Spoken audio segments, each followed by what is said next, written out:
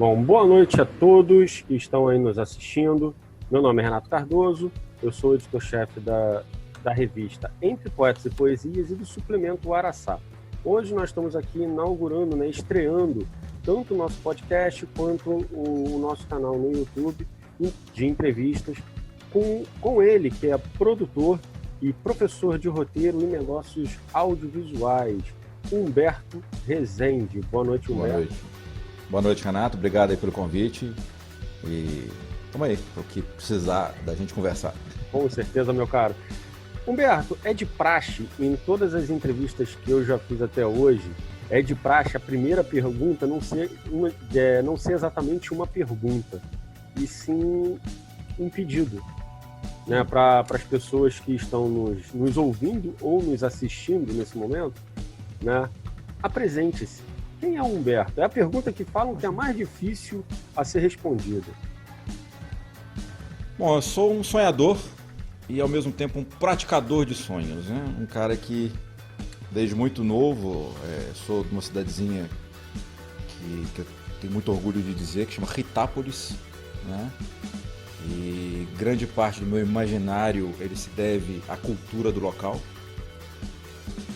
E desde muito pequeno eu sempre gostei de imaginar as coisas e realizar as coisas. E na fase adulta eu só transformei isso em profissão. Basicamente, acho que isso me define, né? Eu acredito que é por aí. Aí, Humberto, você é roteirista, certo? Como nasceu em você essa vontade de trabalhar com audiovisual? Quando você olhou e falou assim, cara, é isso aí que faz meus olhos brilhar, é isso aí que eu quero para mim? Foi praticamente por um acidente, tá?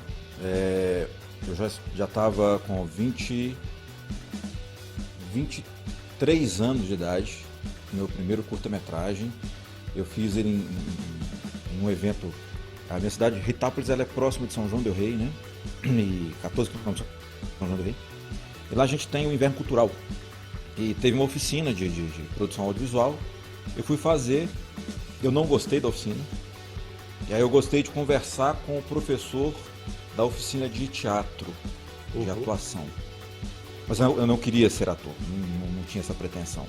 Mas ele me trouxe algumas coisas, chama João Ângelo, né? Ele é de Taubaté. E eu falo que ele é um dos grandes responsáveis por eu ter me encontrado nessa área do audiovisual. Porque ali eu fiquei conversando mais tempo com ele, ele já era, provavelmente ele devia ter a minha idade hoje, uns 40 anos, 40 e poucos anos, né? Isso já tem quase 20 anos, tenho muitos anos que eu não converso com o João Ângelo, mas aquelas conversas, foram 15 dias, ou uma semana ou 15 dias, eu não me lembro mais quanto tempo foi crucial para eu poder entender o que era, o que casava os meus sonhos, minhas vontades de realizar, né? E o audiovisual ele juntava tudo isso de uma forma muito potente, a palavra é essa, potente. Eu já tinha escrito um livro de contos na época, né, quando eu estava fazendo esse curso em São João del Rei. Eu lembro que eu perguntei assim pro João Ângelo, quanto tempo você acha que eu levaria para poder fazer o meu primeiro curta-metragem? Então, Humberto, você é bem dedicado, estou vendo assim, você é muito curioso. Estuda aí mais ou menos uns 2 anos, 1 ano, 2 anos, e aí você pega para poder fazer seu primeiro curta-metragem, né? Você quanto diretor. Obrigado. Isso foi em julho. Em agosto eu comecei, não esperei nem um mês. Já fui fazer o Menino Verde, que tá no YouTube. Eu tenho muito orgulho de ter feito o Menino Verde, meu primeiro curta-metragem, eu quanto diretor. Tem vários erros, mas tem muitos acertos. Eu encontrei atores profissionais, né? E veio da minha literatura, de um conto meu que chamava O Menino Verde, né? Então, assim, aí dali pra frente foi um primeiro momento, um rolamento caótico, né? Sem saber o que você queria, como se a gente gostaria de se posicionar dentro do mercado, por ser muito complexo, né? Tem muitas vertentes. E eu acabei indo muito pro lado da aceleração de ideias criativas, né? Hoje eu busco ideias criativas, seleciono, trabalho com outros criativos, outros roteiristas, diretores e tal, e transformo isso em negócio. É basicamente Por isso que assim, eu trabalho tanto no universo do roteiro, do princípio artístico do audiovisual, né? Na busca de livros. Hoje eu estou trabalhando, desenvolvendo uma profissional aqui, ela até da área de letras, né? Eu estou já há alguns meses, a gente já está trabalhando para que ela seja a minha olheira para o mercado editorial, para poder encontrar livros, encontrar contos, encontrar histórias escritas, publicadas, para que isso se transforme em um negócio audiovisual. E falando, né, nessa questão do negócio audiovisual, no mercado editorial que no Brasil é tão complicado, né? Ainda mais, aí no caso a gente pode falar pelo editorial, porque a gente está no meio dele, né? Nós somos escritores, então a gente sabe como que é hoje publicar no Brasil. Mas como que você vê essa questão da indústria audiovisual e esse mercado editorial atual no Brasil? Como que as coisas estão? Já tem alguns anos, Renato, que eu falo a seguinte coisa. Enquanto a gente não desenvolver o mercado editorial brasileiro, isso é a gente ter editoras que busquem talentos e que coloquem o dinheiro do risco no negócio e desenvolva um processo de criação, produção e, claro, dos consumidores da literatura brasileira, a gente não vai conseguir desenvolver uma indústria do audiovisual. Tudo é contação de história, mas escrever um livro é a base de qualquer contação de história para você poder passar adiante hoje em dia, né? A tradição oral também tem muito disso, mas as pessoas consomem primeiro o livro, né? E ali você já testa mercado, você já testa audiência, você já tem um traço de persona para quem você vai vender. E se você observar bem, o mercado americano, que é o grande mercado audiovisual do mundo, ele é basicamente um mercado de livros que se transformam em cinema. Claro, temos muitos roteiros que não são roteiros adaptados, são roteiros originais. Mas, por exemplo, esses dias eu assisti There Will Be Blood, Sangue Negro em português. Ele é inspirado em um livro que chama Oil. Você vai assistir, por exemplo, Shawshank Prison, né, o Sonho de Liberdade. Ele é baseado em Stephen King. Né? A gente vê quantas obras do Stephen King são, primeiro, literatura pop, que seja literatura pop. Eu não estou fazendo essa gradação aqui agora, nem me interessa esse tema em si, né? Mas geralmente os livros do Stephen King são adaptados para o cinema. Então, assim, porque você acaba tendo uma abundância de histórias, você acaba tendo um teste primário no mercado que não vai te custar 3, 4 milhões de reais, né?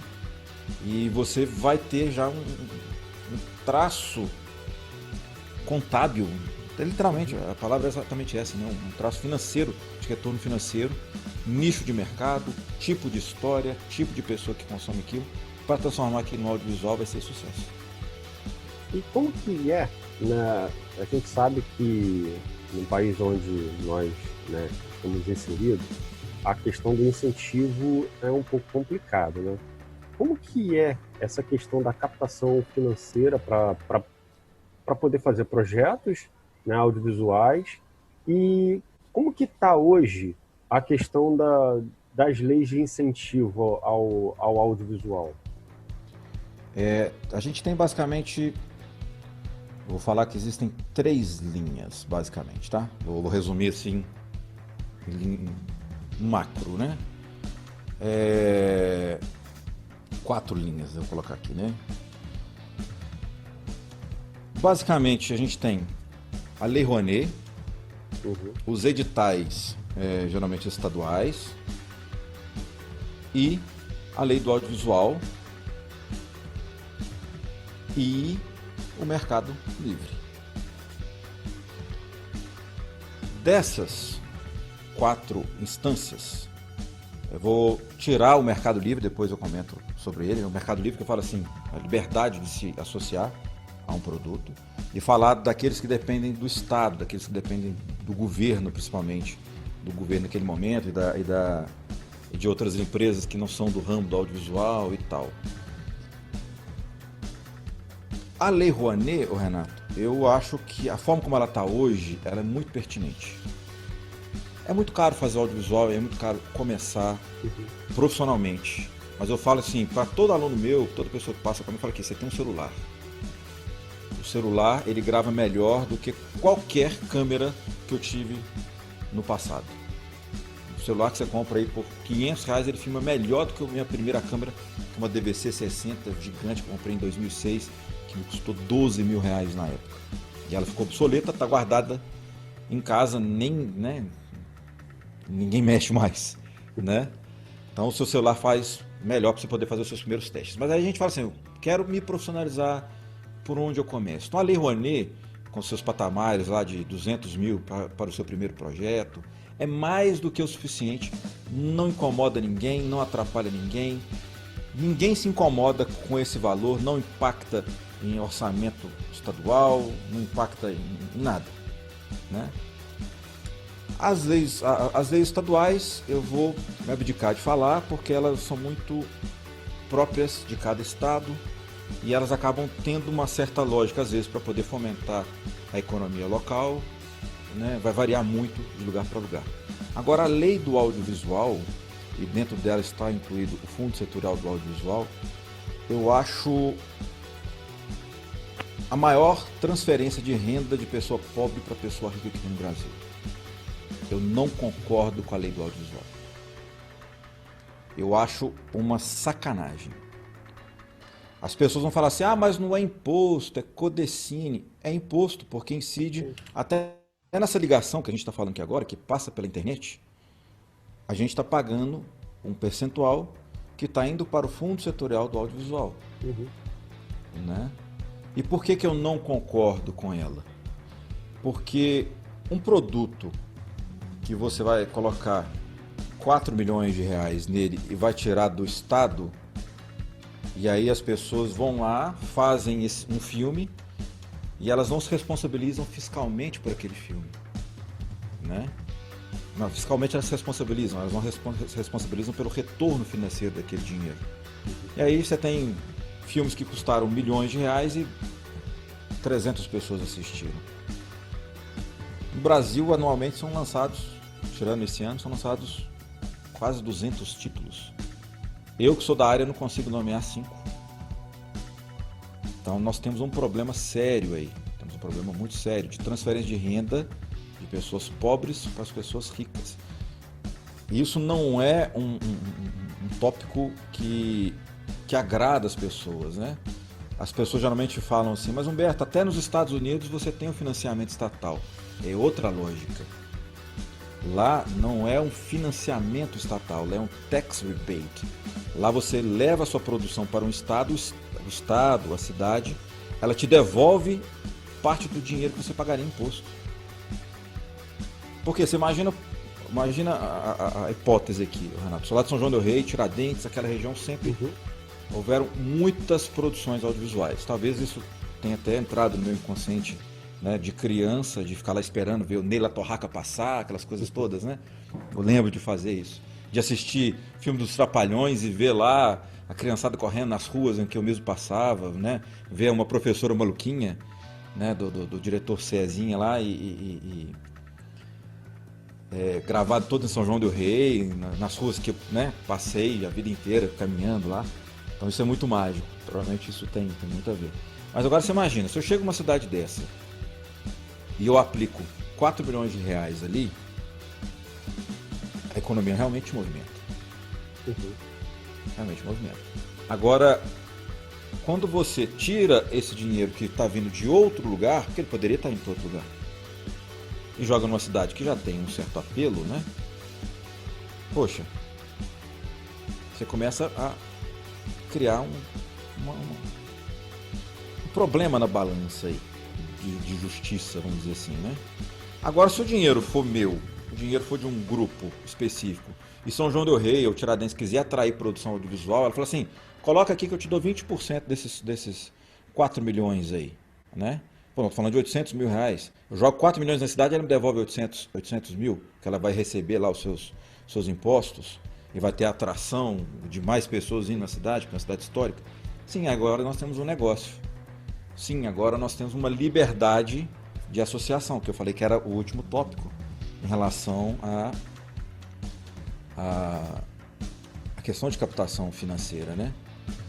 Hoje, o que eu vejo, por exemplo, lei do audiovisual e com ela o fundo setorial, eles estão atrasados desde 2017, 2018.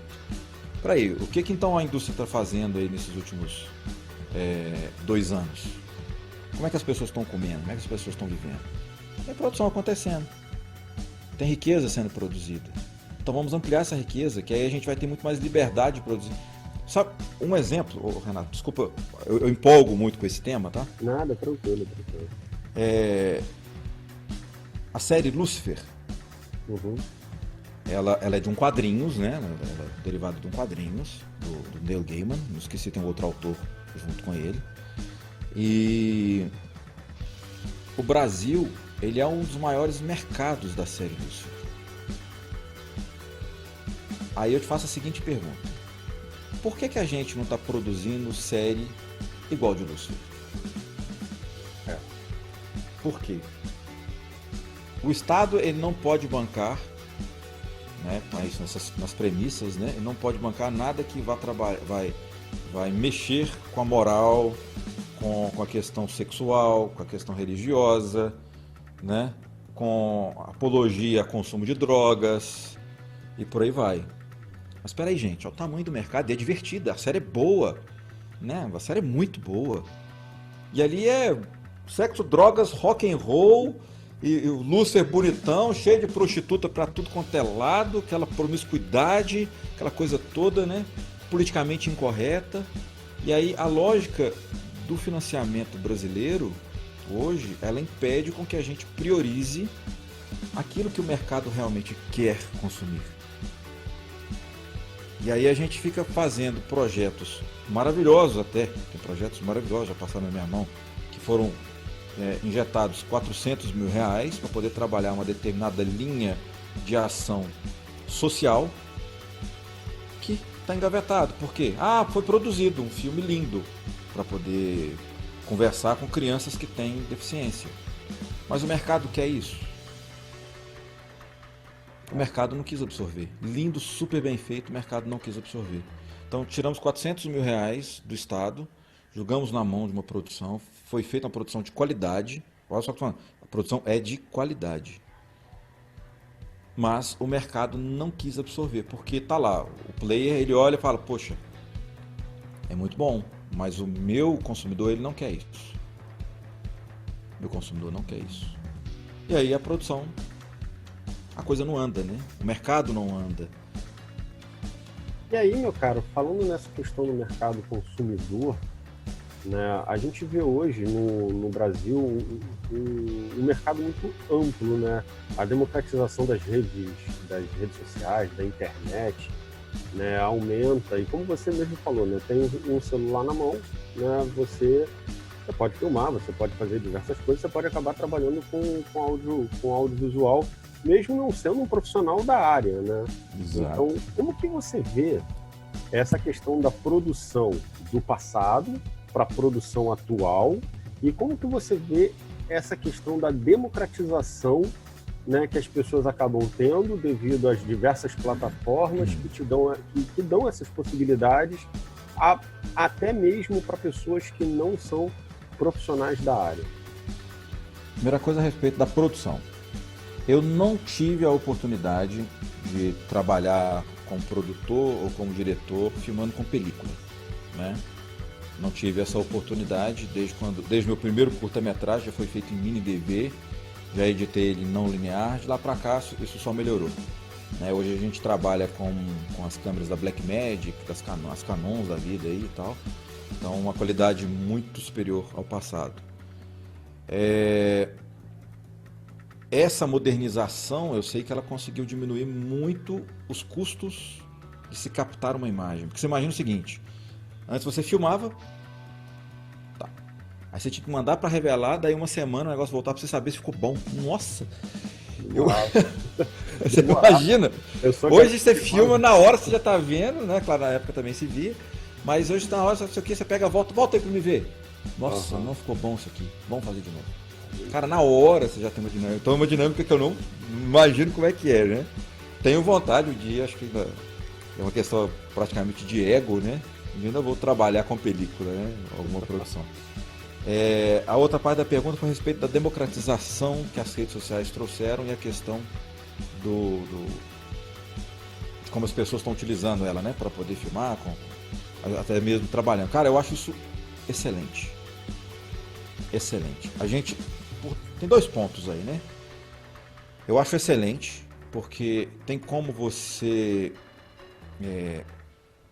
aprender muito mais rápido as técnicas, você acessa o conteúdo que antes eu tinha que ir na parte da tarde na minha faculdade para poder assistir um filme do Eisenstein, assistir um filme do Chaplin, que a gente não conseguia, não era uma coisa fácil de conseguir. Hoje em dia, com 30 segundos eu estou aqui, acesso, assisto, mais 2 segundos depois eu consigo achar alguém falando todos os detalhes daquilo ali. Então eu consigo aprender muito mais. Quanto aprendizado. Quanto produção, isso acaba podendo ser replicado, mas aí entra um ponto que eu reclamo. Há uma limitação, ao meu ver, Renato, de imaginário hoje em dia.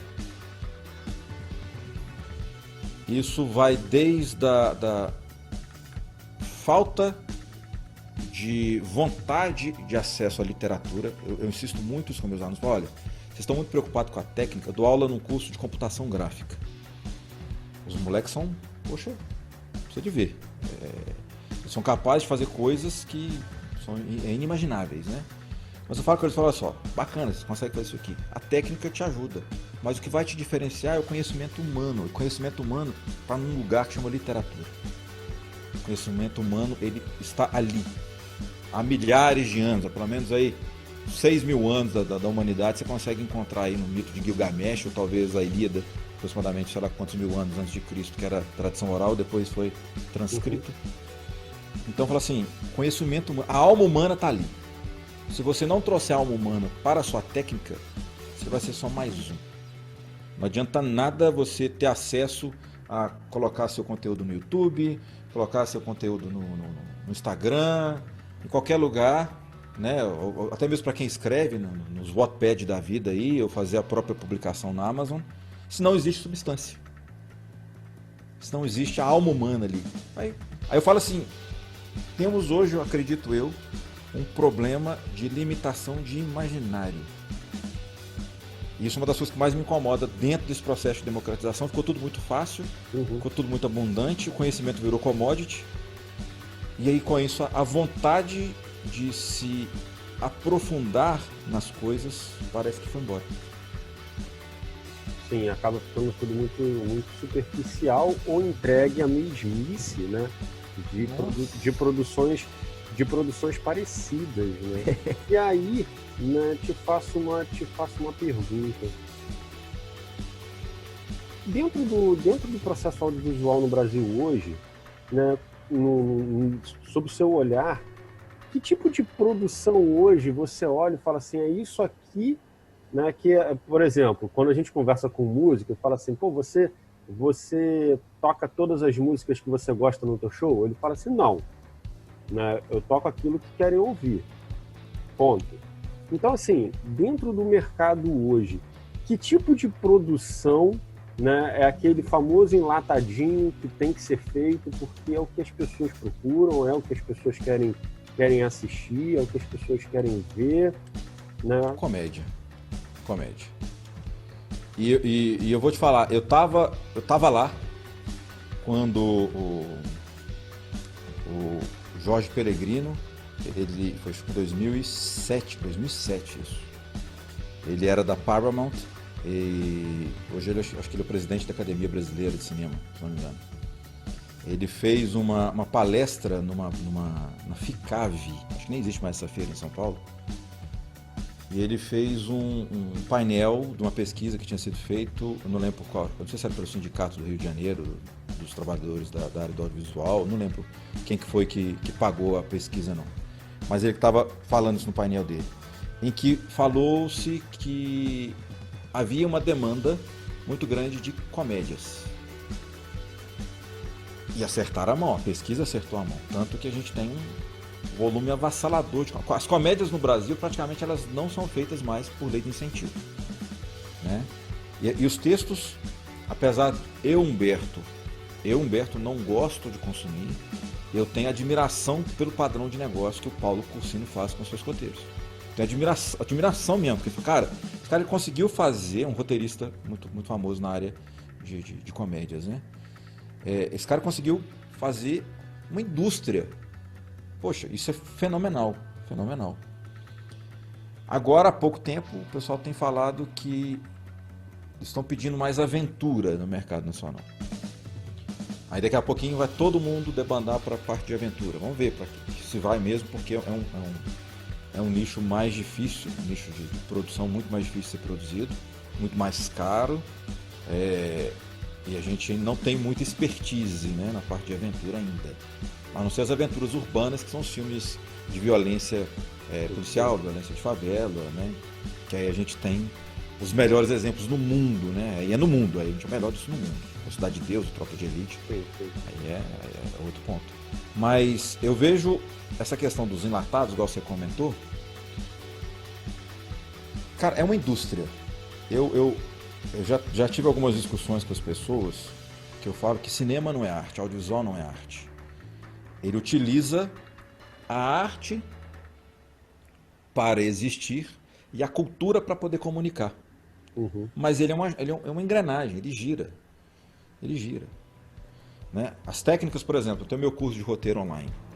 E eu falo muito, gente, por que a gente tem que trabalhar muito, estudar muito essas técnicas? Porque de repente você tem que entregar um roteiro em uma semana e originalidade é algo que a gente não pede. A gente pede criatividade. Sim. Criatividade sim. Originalidade, não precisa preocupar com originalidade não. Aí entra a ideia dos enlatados, né? Uhum. Entra muito essa ideia dos enlatados. Porque você tem que resolver. Tem que pegar e resolver. Não tem tempo, cara. Não tem tempo. Por quê? Porque você tem 100 pessoas, 200 pessoas no set de filmagem te esperando. Não sei quantos milhões nas suas costas, quanto o escritor. Começa nas costas do escritor. E o cara você tem que resolver, bicho. Não tem outro jeito. Sim. Não tem outro jeito. Né? Então, assim, eu não gosto muito da palavra enlatado porque ela vem muito com uma ideia negativa.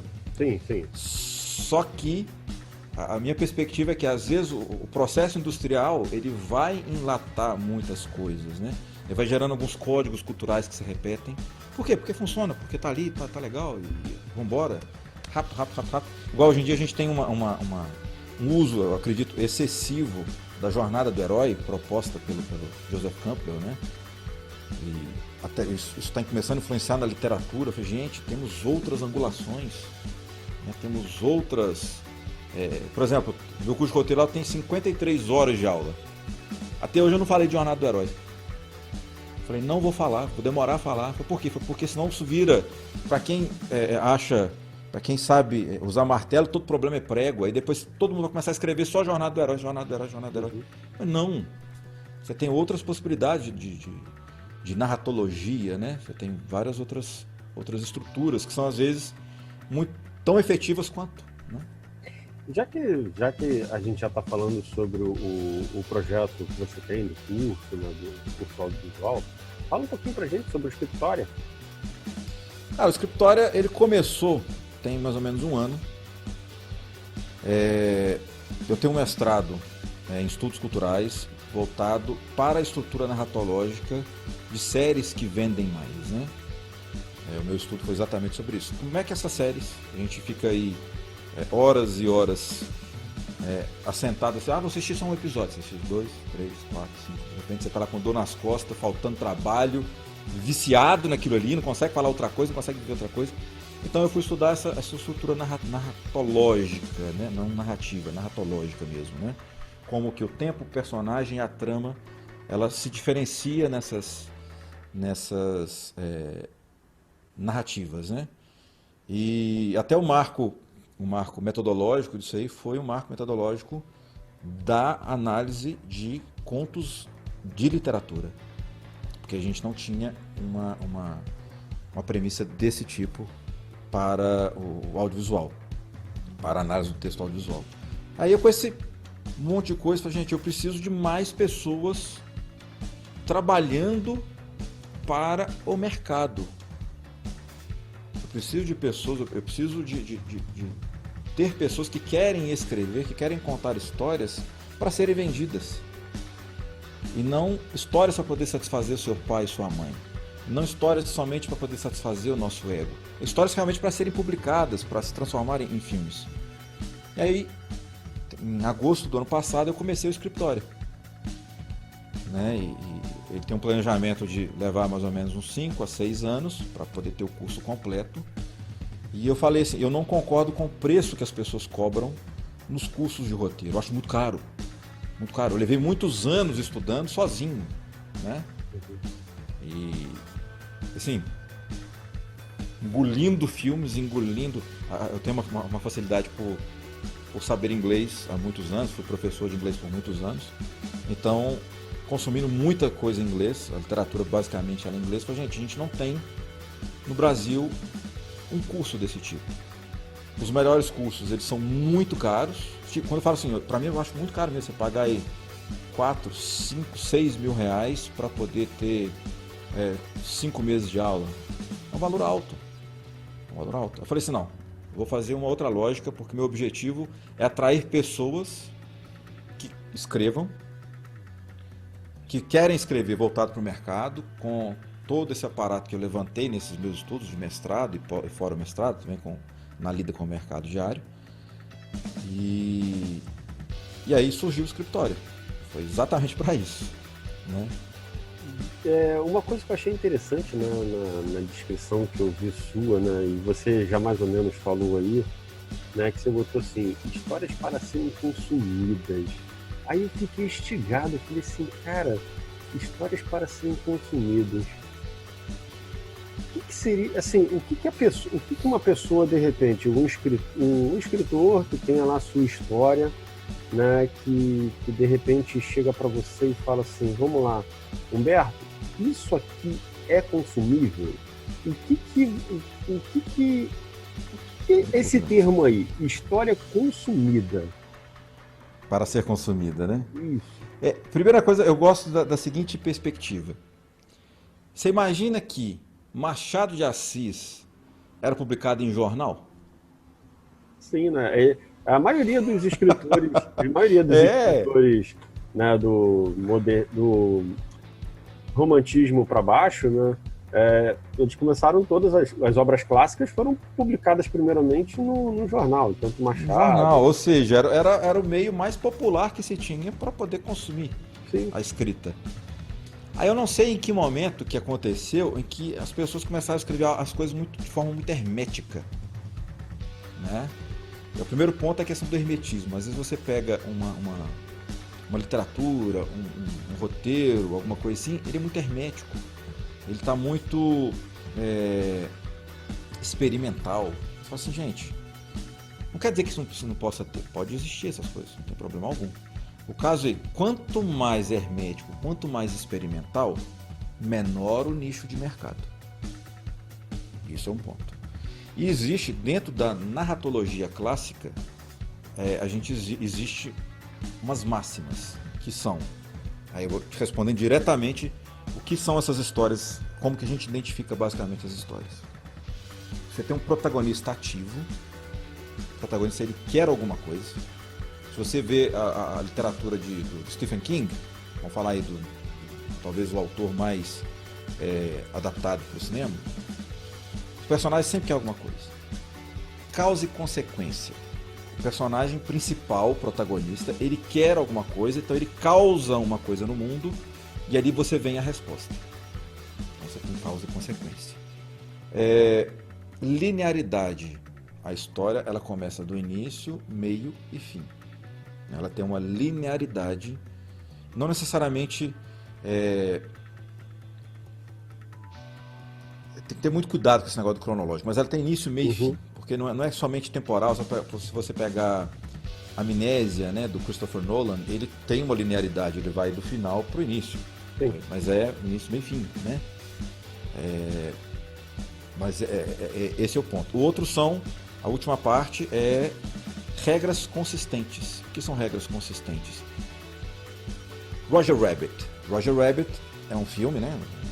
Uma cilada para Roger Rabbit dos anos 80, se não me engano, onde você tem personagens 2D que convivem com seres humanos. O personagem 2D você não consegue pegar. O humano não consegue pegar e agarrar o personagem em 2D, o desenho animado. E essa é uma regra que é mantida durante o filme inteiro. E tem várias piadas em relação a isso, né? Vários momentos isso é uma coisa divertida no filme. Então isso não quer dizer que as regras têm que ser somente regras reais, não. Elas têm que ser condizentes com as regras do mundo que você cria. Então basicamente, se você respeitar isso e trabalhar em forma disso, né, você acaba tendo um conteúdo que atrai um número maior de pessoas. Então são histórias que tendem a ser próprias para serem vendidas. Ficou claro? Não, ficou claro, meu caso, claro. E assim, como que um escritor, uma pessoa, uma mente criativa pode chegar até você para mostrar a história, né? Como que a pessoa pode sentar contigo e falar assim, vamos tentar desenvolver esse projeto aqui? Vamos lá. Eu acho que eu sou atualmente, acho que nos produtores do mercado, nos mais abertos, né? Eu não criei o Scriptório à toa. O Scriptório ele tem um processo de amadurecimento do escritor, do roteirista, com estágio, participação em empresas, leitura de roteiro. Ele tem um ponto para você chegar do A ao Z, né? E ser colocado no mercado. Esse é o objetivo. Então, pelo Scriptória, você acaba sempre tendo um contato muito próximo comigo. Pelo menos uma vez por semana eu estou ao vivo conversando com as pessoas.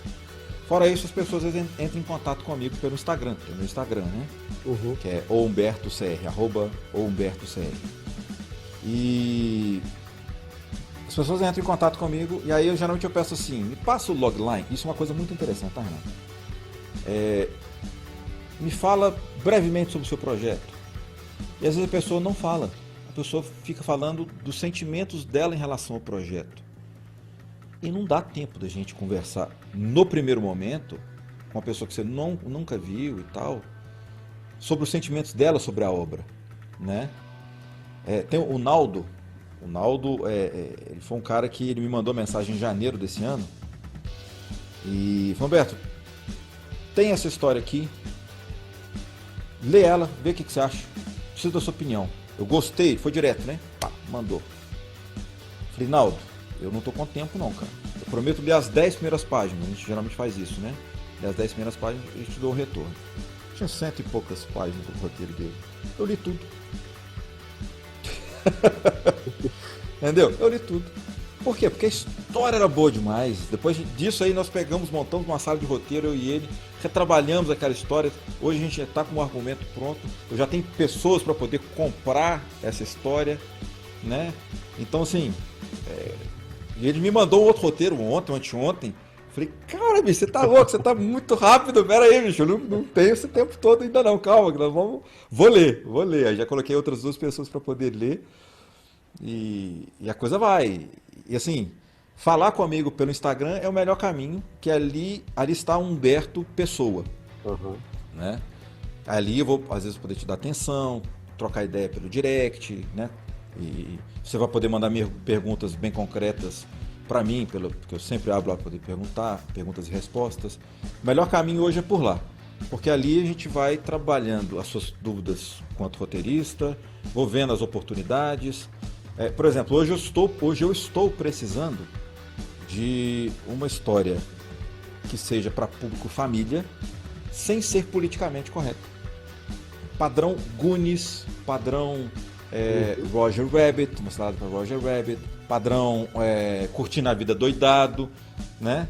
Uhum. Você gostou desse daí? Porque, olha só, você tá vendo? Só o fato de eu te falar isso... Lembra, tem a questão emotiva por trás, né? Lembra a infância e adolescência, né? Então, exato, tem. Então, existe um mercado gigante para isso aí. E assim, eu já falei com uns 4 ou 5 roteiristas profissionais, porque eu quero uma história sobre isso. Tem mais de um ano já. E aí, né, você acha, Humberto, que hoje, né, o mundo polarizado como está, né, o mundo politicamente correto como está, né, que acaba interferindo diretamente na arte, não pela arte em si, mas pela questão do patrocínio, pela questão do dinheiro mesmo, né, que o artista pode acabar perdendo por determinada fala, por determinada posição. Você acha que isso é uma barreira, é um atravanco para a produção? É uma pergunta bem interessante isso daí, né? Não sei se eu tenho uma resposta concreta, mas o que geralmente eu falo, ô Renato, é não politize o seu sonho e conte uma boa história. Eu escrevi um texto hoje mais cedo falando assim, em linhas gerais, né? Ele está mais taquigráfico do que eu estou falando aqui agora, porque ele é para poder entrar em tópicos, né? E normalmente as pessoas elas querem defender teses no lugar de contar boas histórias. Uhum. E eu falo assim, faça uma lista das coisas que você acredita. Ah, eu acredito nisso, acredito nisso, acredito nisso. Agora vai a fundo nessas suas crenças. Vai estudar, ler livro, fazer 200 mil coisas, vivenciar essa sua crença profundamente. Agora vai contar uma boa história em cima disso daí. A Susan Kalik, ela me mandou um roteiro, foi em janeiro desse ano, uma coisa assim, ou um pouquinho antes, e chamava Sobre Nossas Cabeças. Quando eu li, eu mandei para ela a seguinte frase: se você não for filmar isso daí, eu vou. Eu falei, não, Beto, eu já consegui o patrocínio, o filme já tá para poder sair, já tem o trailer e tal. E aí depois eu fui conversar com ela, falei, você é ligada ao movimento negro, né? Ela sou. Eu falei com ela, eu não sou, né? Mas eu vou te falar, você contou uma história tão boa, tão foda, tão assim. Eu tô arrepiando só de te contar, cara. Eu tô arrepiando de te contar. Por quê? Porque a Susan, ela contou uma boa história. Eu me emociono com isso, porque é isso que a gente está precisando. É isso que é o movimento que aconteceu nos anos 70, nos Estados Unidos, quando você tem aquele monte de cinema autoral, contando boas histórias, às vezes defendendo bandeiras contra a guerra no Vietnã, né? Contra a forma como os italo-americanos eram tratados, e por aí vai, né? Você tem várias temáticas do realismo ali, né? Dentro do cinema, que é a nova onda americana do cinema ali nos anos 70, que é o que a gente precisa hoje. Onde estão as boas histórias ao invés de você defender teses? Porque se tiver a boa história, você não vai perder, fechando o ciclo do argumento, se você tiver uma boa história, você não perde o seu patrocínio. Muito pelo contrário, você ganha o seu patrocínio, você vai ter pessoas querendo. Por quê? Porque, cara, as pessoas querem boas histórias, as empresas querem boas histórias. Eu, quanto produtor, eu quero uma boa história, né? E eu não quero defender uma tese. Só que o resultado final, né, para quem estiver assistindo, vai ser tocado da forma como o autor maduro queria. Aí eu vou te fazer. Eu sei que o que eu vou te perguntar é complicado, porque você listar as obras, né? Botar no ranking é meio complicado, até porque cada obra é uma obra, né? Mas, né? Se você pudesse indicar, falar assim pra gente, três obras que ou você construiu o roteiro, ou você fez a produção do roteiro, né? Indique pra gente aí, fala pra gente três obras, para quem está assistindo, quem está ouvindo, quem está assistindo agora, possa procurar, né, conhecer um pouco mais do trabalho do Humberto. Do meu trabalho. Vamos lá, eu tenho muito orgulho de ter trabalhado no Heróis, que é uma websérie que nós fizemos em 2010, 2011. Eu fui diretor de produção e o Guto Airaf, ele era o criador e o diretor da websérie. Ela já teve até no Netflix, nós ganhamos prêmios em Los Angeles de produção de melhor websérie e tal. Pessoalmente foi muito legal. É um conteúdo muito bacana que conta a história de três pracinhas, principalmente de três pracinhas, na Segunda Guerra Mundial, né? E aquilo ali foi uma coisa muito importante na minha carreira, que me falou assim, poxa, dá para poder trabalhar nisso aqui, né? Isso aqui dá para poder fazer uma carreira nisso daqui, né? Os trabalhos que eu fiz agora foi bem de produção mesmo, né? Que eu fiz com o Coronel Leite, né? Com os programas no Discovery, né? Com o desafio Celebridades. É uma coisa que eu também tenho muito orgulho, porque ali eu pude estabelecer e amadurecer muito a questão do negócio audiovisual. Sou fã deles, adoro o programa. É mesmo? Adoro. O Leite, o Leite é meu amigo há 20 anos já, Adoro né? o programa, Amigo de família adoro o programa. e tal.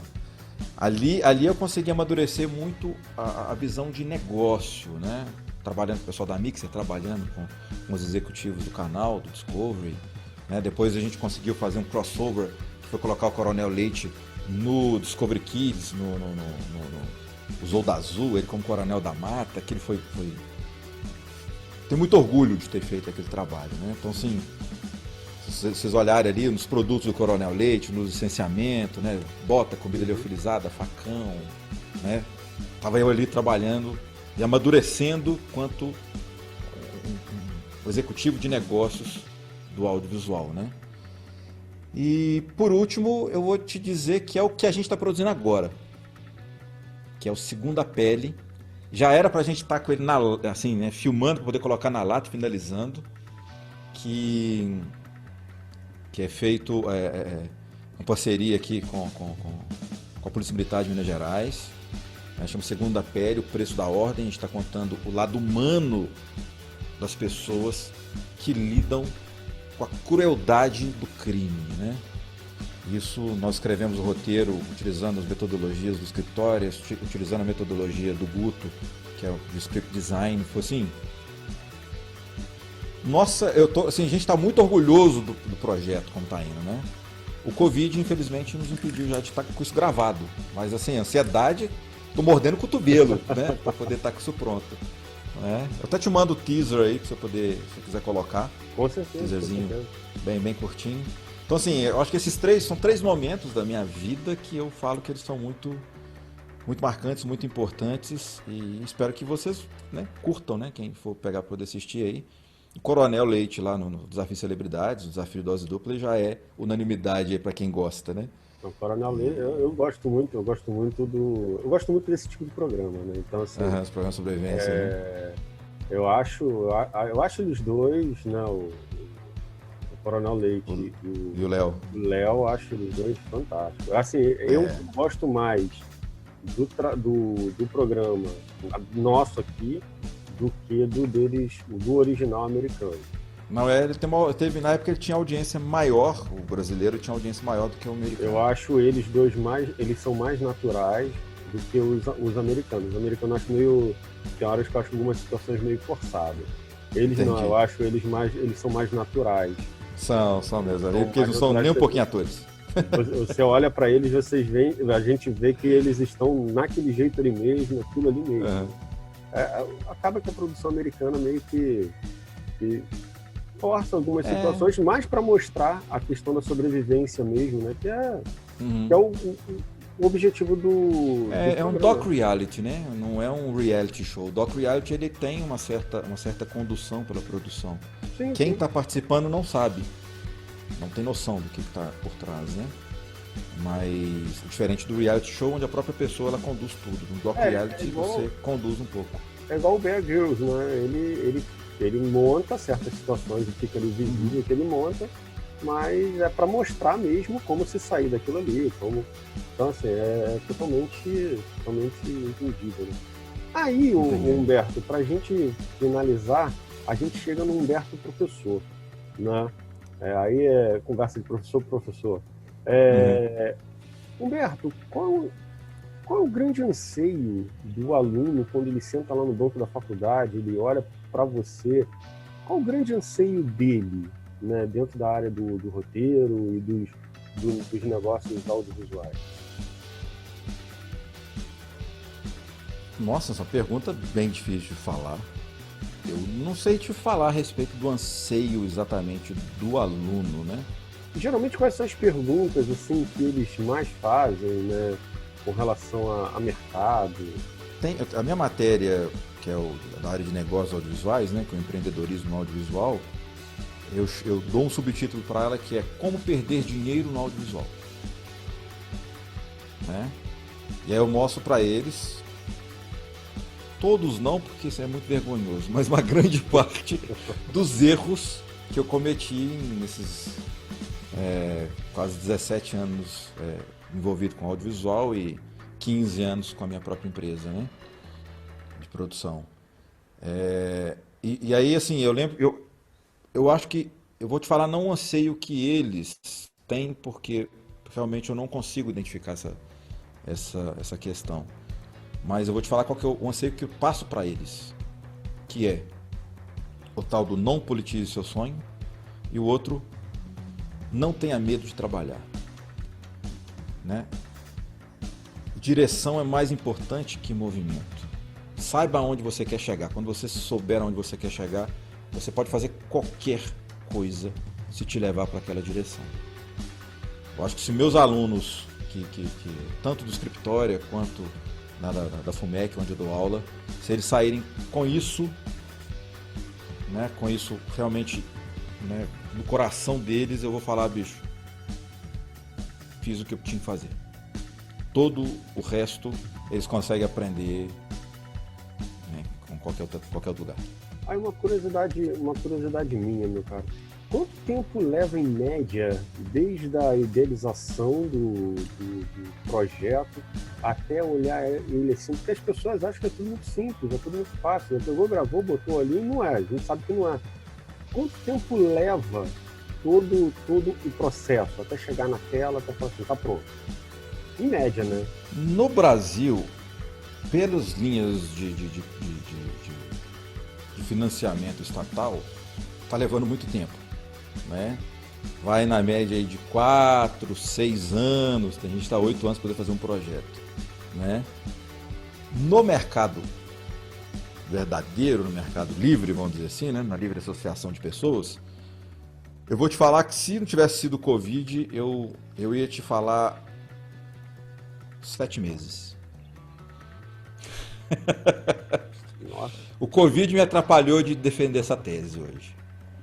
A meu ver, o prazo que você tem que estar com ele na lata, da ideia ao amadurecimento do mercado, a colocação no mercado, não pode passar de 1 ano e meio.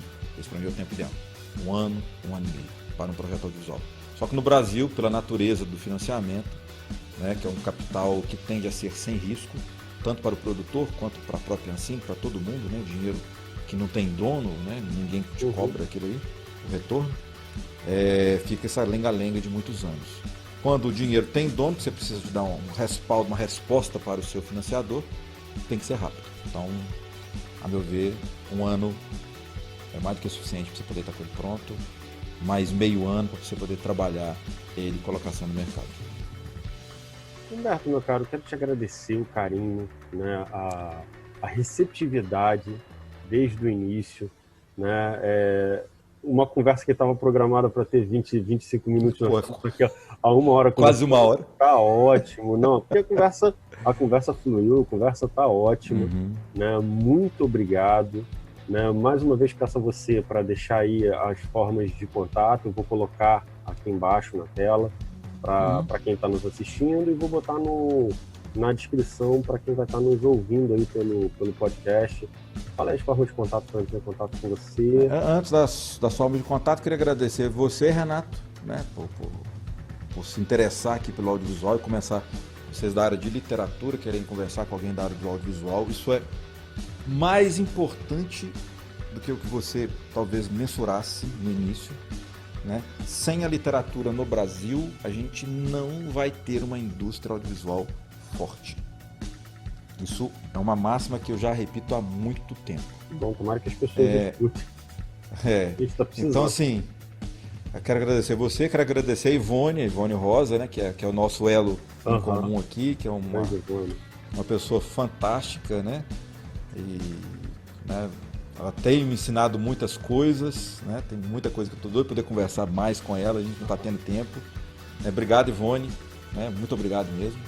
por essa indicação aqui. Agora eu tenho mais um novo amigo aqui, que é o Renato. Com certeza, meu cara. E para poder entrar em contato comigo, o Instagram é o melhor caminho. @humbertocr. Entra lá, comenta, conversa, vamos trocar ideia e vamos falar de negócio, cinema, né? E algumas bobagens de vez em quando que a gente tem que colocar também, né? A vida não é só de coisa séria, não. Com certeza. Então, eu quero agradecer novamente, Humberto. Agradeço a vocês aí que estão assistindo, né? Que assistiram a essa conversa, né? Esse bate-papo legal, descontraído aí sobre audiovisual, literatura, né? Sobre toda essa produção que está acontecendo no Brasil hoje, que é muito legal. Você que está nos ouvindo aí, né? Pelo podcast Literal Web, né? Que é o podcast que vai vir para fazer entrevistas, né, para conversar um pouquinho, né, também sobre literatura e outros ramos da arte e da cultura Brasil afora. Então, novamente, muito obrigado a todos e até o próximo episódio na semana que vem. Valeu!